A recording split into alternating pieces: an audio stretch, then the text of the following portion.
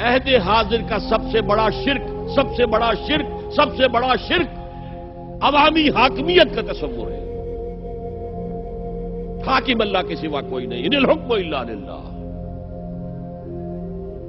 ظاہر بات ہے فرعون نے اگر دعویٰ کیا تھا میں تمہارا خدا ہوں، انا ربکم الاعلی، تو کیا اس کا مطلب یہ تھا کائنات میں نے پیدا کی ہے، تمہیں میں نے پیدا کی ہے؟ ذرا سوچئے،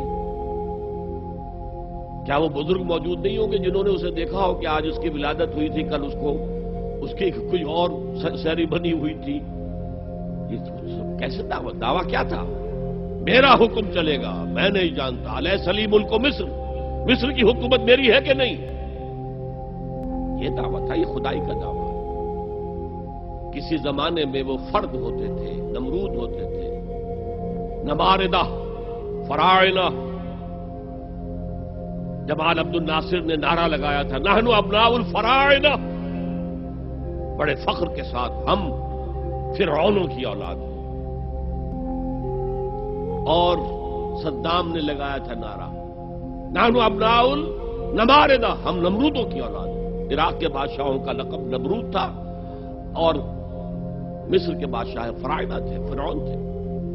زمانے کا جب ارتقاء ہوا ہے اور اس میں فیصلہ کن کام جو ہے وہ حضور نے صلی اللہ علیہ وسلم، جب حضور کی حیات طیبہ کے بعد خلافت انفرادی سے اجتماعی ہو گئی۔ جب تک نبوت جاری تھی نبی ہی خلیفہ ہوتا تھا اللہ کا، اس کی ہاٹ لائن اللہ کے ساتھ وحی کی لگی ہوئی ہے، ادھر سے حکم آتا ہے وہ امپلیمنٹ کرتا ہے، جہاں اس کا حکم نہیں ہے وہ اپنا بیسٹ ججمنٹ استعمال کر کے فیصلہ کرتا ہے۔ یہی ہے وائس جیرنسی، یہی ہے خلافت، ایسنس آف خلافت یہی ہے۔ جیسے وائس رائے دلی میں ہوتا تھا، ہمارا بادشاہ یا ملکہ تو انگلستان میں ہوتے تھے۔ اب جو ہز میجسٹیز گورنمنٹ یا ہر میجسٹیز گورنمنٹ سے حکم آیا، وائس رائے اس میں کوئی تغیر و تبدل نہیں کر سکتا، he has to implement it as such. جہاں کوئی حکم نہیں ہے تو وہ مقام پر بیٹھا ہے، آن دی اسپاٹ ہے، حالات کو دیکھے اور جو مملکت اور کنگڈم کی مصلحت میں سب سے بہتر نظر آئے وہ فیصلہ کر لے۔ لیکن حضور پر نبوت ختم تو خلافت کلیکٹو ہو گئی، خلافت المسلمین۔ اگرچہ شروع میں امیر المومنین کہا جاتا تھا، کچھ عرصے کے بعد خلیفت المسلمین یہ اصطلاح جو ہے وہ عام ہوئی۔ اسی طرح انفرادی ملوکیت کی بجائے اجتماعی ملوکیت کا تصور جو ہے شیطان نے پٹی پڑھائی۔ ابلیس کی مجلس شورا جو اقبال کی بڑی ہی یوں سمجھیے کہ اہم ترین نظموں میں سے ہے، امت مسلمہ کے نام پیغام پر مشتمل وہ نظم جو ہے، اور وہ ان کے آخری ایام کی ہے اور وہ ان کی زندگی میں چھپی بھی نہیں تھی، ارمغان حجاز ان کے انتقال کے بعد چھپی ہے۔ ابلیس نے مجلس شورا بلائی، ایک مجلس شورا کے جو رکن نے کہا کہ دیکھو جمہوریت کا دور آ گیا ہے، اب ہماری ابلیسیت کو تو بڑا خطرہ ہے، ابلیسی نظام تو ختم ہو جائے گا۔ جمہوریت توڑ دی بندوں نے آقاؤں کے خیموں کی تناب، یہ تو عوام نے جو ہے اپنے آقا بیرنز اور لارڈز اور بادشاہوں کے خیموں کی تنابیں توڑ دی، گرا دیے خیمے، یہ تو انقلاب آ رہا ہے۔ میرے آقا وہ جہاں زیر و زبر ہونے کو ہے، جس جہاں کا ہے فقط تیری سیاست پر مدار۔ ابلیس کیا کہتا ہے بڑے ٹھنڈے انداز میں، ہم نے خود شاہی کو پہنایا ہے جمہوری لباس، جب ذرا آدم ہوا ہے خود شناس و خود نگر۔ آج آدمی میں ایک سیلف امپورٹنس پیدا ہو چکی ہے۔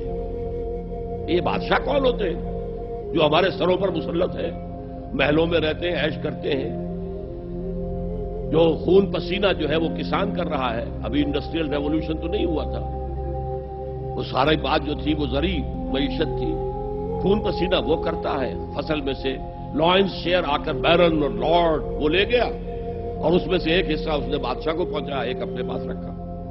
ظالمانہ نظام ہے۔ تو ہم نے دیکھا کہ انسانوں میں کچھ شعور پیدا ہو گیا، خود شعوری، تو ہم نے ملوکیت کو ڈھال دیا نئے سانچے میں، ہم نے خود شاہی کو پہنایا ہے جمہوری لباس۔ وہ گندگی جو فرعون کے سر پر ٹنوں کے حساب سے رکھی ہوئی تھی، ہم نے کہا تولا تولا سب میں تقسیم کر دو، ایک ایک ووٹ سب کے ہاتھ میں دے دو، اور کہہ دو تم حاکم ہو.